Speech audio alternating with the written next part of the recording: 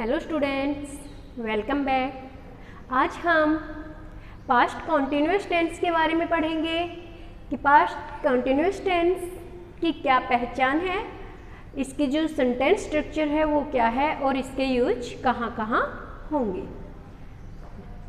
हम past indefinite tense पहले पढ़ चुके हैं और प्रेजेंट टेंस के 4 पार्ट्स भी हम पहले अपनी लास्ट वीडियोज़ में कर चुके हैं। तो अगर आपने इन टेंस को नहीं देखा है, प्रेजेंट टेंस और पास्ट इंडेफिनिट टेंस को, तो आप उन वीडियो को देखिए और उन टेंसेस को समझिए, क्योंकि टेंस समझना बहुत ही ज़रूरी है।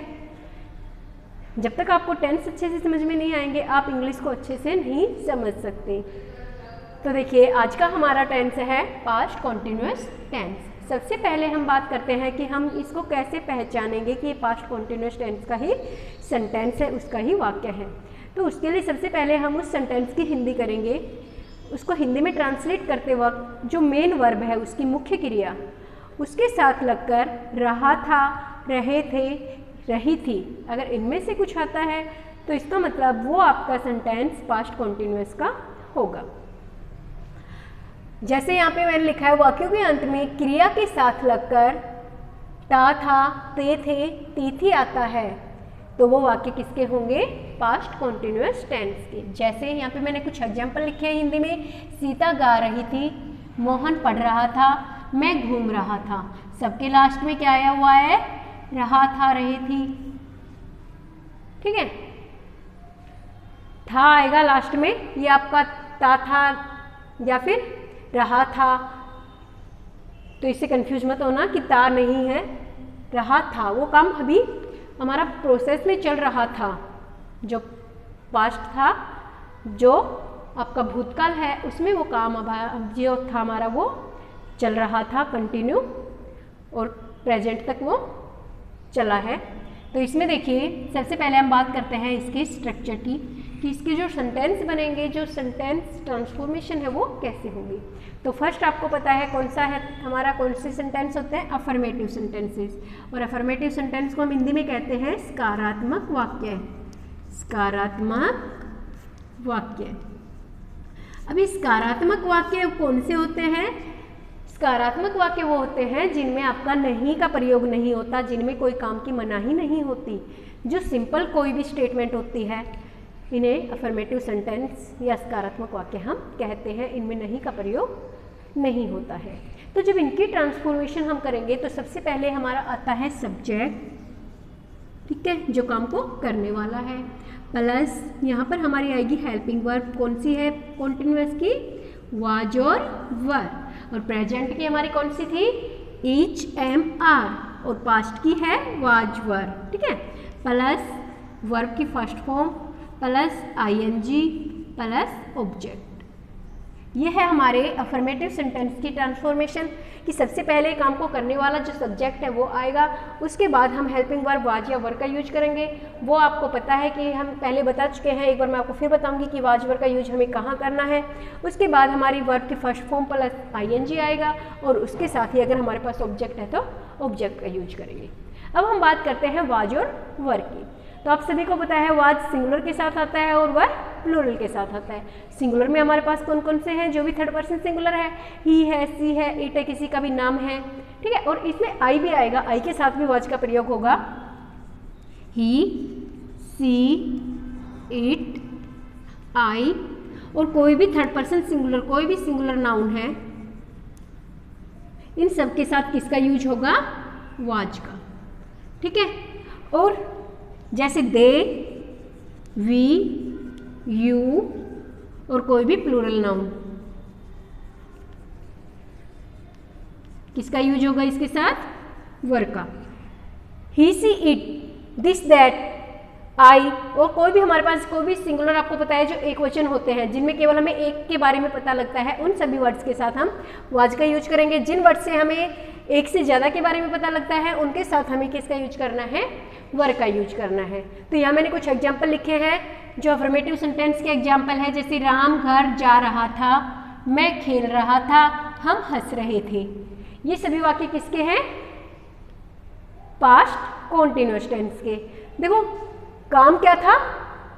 भूतकाल की बातें हैं कि मैं वहाँ गया तो वो खेल रहा था, वह हंस रहा था, वह पढ़ रहा था, वो सो रहा था, वो टीवी देख रहे थे, वो खाना खा रहा था, वो कुछ भी काम है जो पास्ट में चल रहा था कि मैं वहाँ गया था तब वो ऐसा कर रहा था। तो ये बात कहाँ की है? पास्ट की। अगर हम प्रेजेंट की बात करते हैं कि मैं पढ़ रहा हूँ, मैं खेल रहा हूँ, वह हंस रहा है, वो सभी हमारी आएंगी प्रेजेंट कॉन्टिन्यूस में। और अगर पास्ट के बारे में बातें हैं तो वो आएगी हमारी पास्ट कॉन्टिन्यूस टेंस में।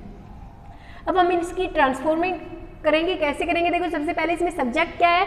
जो काम को करने वाला होता है। तो इस वाक्य में आप पढ़ोगे राम घर जा रहा था, तो घर कौन जा रहा था? राम। तो सब्जेक्ट हमारा क्या हो गया? राम। ठीक है। अब राम आपका क्या है? सिंगुलर है, थर्ड पर्सन, तो सिंगुलर के साथ क्या आएगा? वाज। वर्ब क्या है? जाना की, गो। जाना क्या हो गया? गो। और गो के साथ आपका क्या लगेगा? आईएनजी, क्योंकि वर्ब की फर्स्ट फॉर्म प्लस आईएनजी, तो क्या बन गया? Going. Ram was going home. Ram घर जा रहा था, मैं खेल रहा था। खेल कौन रहा था? मैं। तो सब्जेक्ट क्या हो गया? मैं। आई के साथ क्या यूज करेंगे? वाज। या मैंने आपको बताया है कि आई के साथ किसका यूज होगा? वाज का यूज होगा। I was. खेलना की क्या होता है? प्ले। और आईएनजी लगाओगे तो क्या बन गया? आई वाज प्लेइंग, मैं खेल रहा था। हम हंस रहे थे। हम हंस कौन रहा था? हम। तो सब्जेक्ट क्या हो गया? वी। वी के साथ क्या बताया मैंने आपको? अभी भी वाजवर में से किसका यूज होगा? वर का। तो वी वर लाफिंग, LAUGH और ING। ठीक है, वी वर लाफिंग, हम हंस रहे थे। तो ये हो गई हमारे अफर्मेटिव सेंटेंस। ट्रांसफॉर्मेशन आपको पता लगी। सबसे पहले सब्जेक्ट हेल्पिंग वर्ब वाजवर में से अकॉर्डिंग टू सब्जेक्ट लगेगी आपकी। उसके बाद हम जो वर्ब है फर्स्ट फॉर्म प्लस ING का यूज करेंगे। और लास्ट में हमारे पास अगर ऑब्जेक्ट दिया है तो हम ऑब्जेक्ट का यूज करेंगे। जैसे यहाँ पे होता कि मैं फुटबॉल खेल रहा था, तो आई वॉज प्लेइंग, ऑब्जेक्ट क्या था? फुटबॉल। अब हम बात करते हैं नेगेटिव सेंटेंसेस। नंबर 2 है हमारा नेगेटिव सेंटेंसेस। नेगेटिव सेंटेंस को हम हिंदी में क्या कहते हैं? नकारात्मक वाक्य। नकारात्मक वाक्य। जो नेगेटिव सेंटेंस है उनको हम कहेंगे नकारात्मक वाक्य। इनमें हमें नहीं का यूज मिलेगा, कि जो सेंटेंस है उसमें आपको नहीं का यूज मिलेगा कहीं भी वाक्य में, तो उनको हम देख के पता लगा लेंगे कि हमारे नेगेटिव सेंटेंस है। तो इनके जब आप ट्रांसफॉर्मेशन करोगे तो सबसे पहले वही सब्जेक्ट, ठीक है, प्लस हेल्पिंग वर्ब वाजवर। जहाँ भी नेगेटिव सेंटेंस होंगे किसी भी टेंस के, अगर नेगेटिव सेंटेंस है तो नोट का प्रयोग हमेशा आपकी हेल्पिंग वर्ब के बाद होगा। जैसे इसमें वाजवर के बाद है, अगर इजेमार होते तो इजेमार के बाद होता, तो हमेशा हेल्पिंग वर्ब के बाद नोट का यूज होगा, प्लस वर्ब की first form plus ING plus object. ठीक है, तो ये है हमारे नेगेटिव की subject वाजवर plus note plus ING form plus object. अब हम इन्हीं सेंटेंस को चेंज करते हैं। आप देखिए, जैसे आपको राम घर नहीं जा रहा था, राम घर नहीं जा रहा था। ठीक है, ये क्या बन गया आपका? देखो नहीं का यूज हो गया, इसका मतलब हम समझ गए ये नेगेटिव सेंटेंस है। और नेगेटिव सेंटेंस में क्या हो जाएगा? सबसे पहले ऑब्जेक्ट, ना सॉरी सब्जेक्ट क्या है हमारे पास? काम को करने वाला राम, तो राम क्या हो गया? सब्जेक्ट राम। फिर क्या करेंगे? हेल्पिंग वर्ब वाज का यूज। क्यों? क्योंकि ये सिंगुलर है, थर्ड पर्सन, तो हम हेल्पिंग वर्ब वाज का यूज करेंगे। इसके बाद क्या यूज हो जाएगा? नोट। और जा रहा था गोइंग, कहाँ? घर। घर क्या हो गया? Home. Ram was not going home. ऐसे ही जैसे ये है मैं नहीं खेल रहा था, मैं नहीं खेल रहा था, मैं नहीं खेल रहा था। ठीक है, या मैं खेल नहीं रहा था, तो क्या हो जाएगा? I was not playing.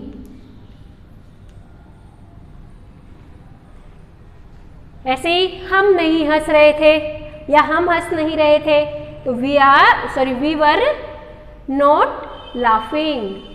तो ये तो थे हमारे अफर्मेटिव और नेगेटिव सेंटेंसेस। अब हम बात करते हैं इंटेरोगेटिव सेंटेंस की।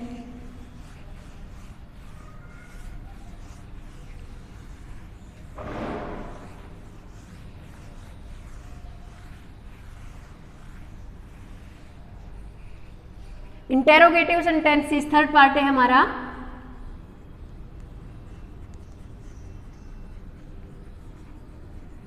Interrogative sentence. इंटेरोगेटिव सेंटेंस कौन से होते हैं आपको पता है? पर्सनवाचक वाक्य। पर्सनवाचक वाक्य। पर्सनवाचक वाक्य कौन से होते हैं? जिनमें हमसे कोई भी क्वेश्चन पूछा जाता है। आप क्या कर रहे थे? क्या आप खेल रहे थे? आप क्या खेल रहे थे? आप पढ़ रहे थे? आप क्या पढ़ रहे थे? ठीक है, तो जिनमें हमसे कोई भी क्वेश्चन पूछा जाएगा वो सभी हमारे इंटेरोगेटिव सेंटेंस होते हैं। अब हम बात करते हैं इनकी सेंटेंस स्ट्रक्चर। जो इनकी सेंटेंस स्ट्रक्चर है, सबसे पहले हम किसका यूज करेंगे? जो WH वर्ड्स होते हैं, जो क्वेश्चन वर्ड। क्वेश्चन वर्ड आप सभी को पता है, जो भी हमारे WH से स्टार्ट होते हैं, वाट है, वेयर है, वहन है, विच है, वाई है, होम है, ठीक है, और हाउ है। ये सभी हमारे WH वर्ड है, इनको हम क्वेश्चन वर्ड फैमिली कहते हैं। जो क्वेश्चन पूछने के लिए इन वर्ड्स का हम यूज करेंगे सेंटेंस में। इसके बाद हमारा यूज होगा हेल्पिंग वर्ब वाज या वर का according to subject plus subject. अगर आपका सेंटेंस में नहीं का यूज है, अगर आपका इंटेरोगेटिव सेंटेंसेस में नहीं आता है तो हम यहाँ पे नॉट का यूज करेंगे सब्जेक्ट के तुरंत बाद। बट अगर सिंपल सेंटेंस है तो हम वही करेंगे, वर्ब की first form ING plus object और लास्ट में क्या होता है? Mark of interrogation. ठीक है, अब देखिए, ये मैंने आपको पहले बताया है कि WH का यूज हम कहाँ करेंगे और वाज वर का यूज हम कहाँ करेंगे।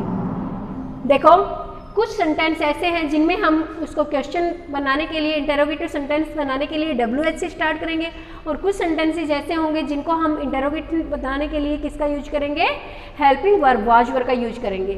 तो ये मैं आपको हर वीडियो में पहले बता चुकी हूँ कि जब भी हमसे कोई क्वेश्चन पूछा गया है, अगर उसका आंसर आप यस और नो में दे सकते हैं, यदि उसका आंसर हम यस और नो में दे सकते हैं तो हम हेल्पिंग वर्ब से स्टार्ट करेंगे, और यदि आप उसका यस और नो में आंसर नहीं दे सकते तो आप उसका कहाँ से स्टार्ट करोगे? सेंटेंस को WH वर्ड से। जैसे मैं आपको दो सेंटेंस लिखती हूँ, क्या आप खेल रहे थे?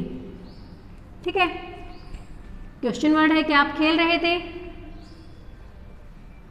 सेकंड देखिए, आप क्या खेल रहे थे? आप क्या खेल रहे थे? इन दोनों क्वेश्चनों में एक डिफरेंस है।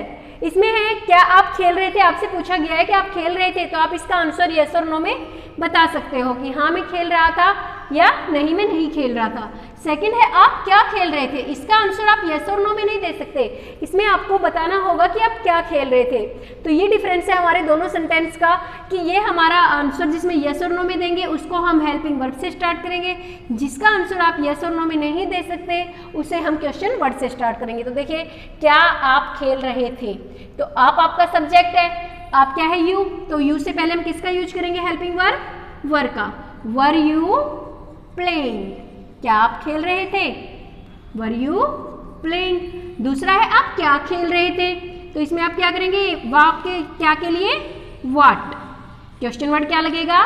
What were you playing. इसमें आपकी हेल्पिंग वर्ब भी लगेगी और क्वेश्चन वर्ड भी लगेगा। तो ये डिफरेंस आपको समझ में आया होगा कि इनका जिनका आंसर हम यस और नो में दे सकते हैं वो हमारे हेल्पिंग वर्ब से स्टार्ट हो जाएंगे, जिनका नहीं दे सकते आंसर यस नो में वो हमारे WH वर्ड से स्टार्ट होंगे। जैसे आप कौन सा गेम खेल रहे थे, आप कौन सा गेम खेल रहे थे, तो इसको हम क्या लिखेंगे?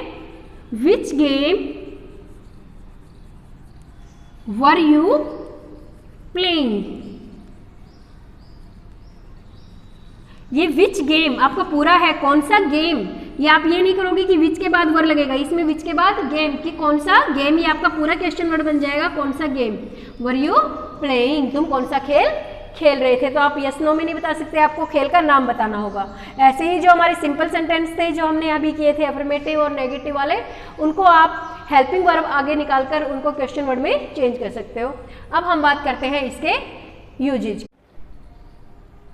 Usage of past continuous tense. First part है हमारा, this tense is used to express an action of time in the this tense is used to express an action which was continuing at some point of time in the past.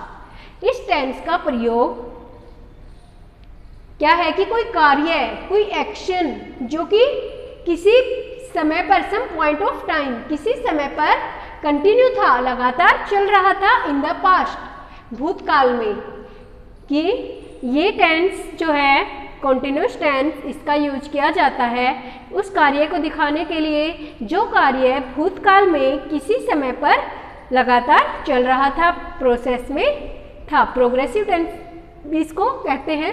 तो भूतकाल की बात हो रही है यहाँ पे, past में कोई काम कंटिन्यू था तो उसे दिखाने के लिए हम इस टेंस का यूज करते हैं। दूसरा एक और चीज़ नोट कीजिए इसमें कि इस टेंस के वाक्यों में, जो भी इस टेंस के वाक्य होंगे हमारे पास्ट कॉन्टिन्यूस टेंस के, उनके वाक्यों में एक भाग में वहन के साथ वर्ब की सेकंड फॉर्म लगी होती है। इसका क्या मतलब है कि इसमें दो पार्ट्स होते हैं सेंटेंस में, ठीक है, इसमें दो पार्ट्स होंगे, तो उसमें एक पार्ट में आपकी वहन प्लस वर्ब की सेकंड फॉर्म का यूज होगा और एक पार्ट में वाज प्लस आईएनजी फॉर्म का यूज होगा।